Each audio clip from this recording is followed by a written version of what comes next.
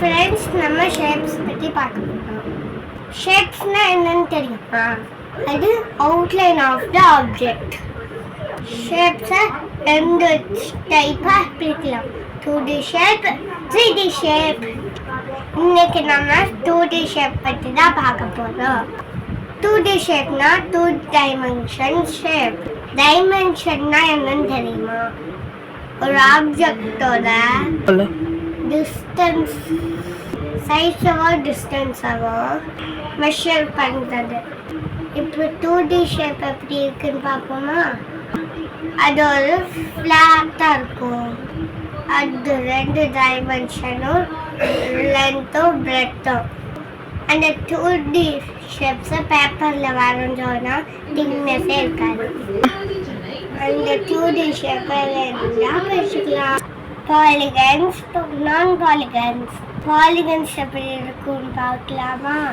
Polygons closed ஷேப்போட straight லைன்ஸோடு இருக்கும். அதுக்கு example என்னன்னா ஸ்கொயர். ரியல் லைஃப்பில் இங்கே செஸ் போர்டில் ஸ்கொயர்ஸ் பார்த்துக்கலாம். நான் பாலிகன்ஸ்னால் கர்வ்டு ஷேப்பில் இருக்கும். அதுக்கு எக்ஸாம்பிள்னா சர்க்கிள். இதை பற்றி தெரிஞ்சுக்கிறதுக்கு முன்னாடி 2 விஷயம் தெரிஞ்சுக்கணும். ஃபர்ஸ்ட் வெர்டெக்ஸ், இன்னொன்று சைட்ஸ்.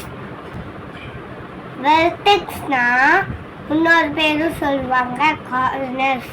இந்த அல்லது மேலே இருக்க லைன்ஸ் மீட் பண்ணுற இடம் தான் வெர்டெக்ஸ். 2 வெர்டெக்ஸ் சேர லைன் செக்மெண்ட் தான் சைட்ஸ். ஓகேவா ஃப்ரெண்ட்ஸ்? இப்போ சொல்லட்டுமா? ஸ்கொயருக்கு 4 வெர்டெக்ஸ், 4 சைட்ஸ் இருக்கு.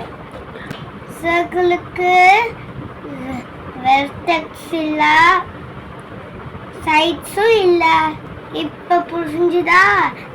பாலிகன்ஸ் அண்ட் நான் பாலிகன்ஸ். அடுத்த வீடியோ இதுதான் 2D ஷேப். 3D ஷேப் பார்க்கலாம். அடுத்த வீடியோவில் 3D ஷேப்ஸ் பார்க்கலாம். Thank you friends.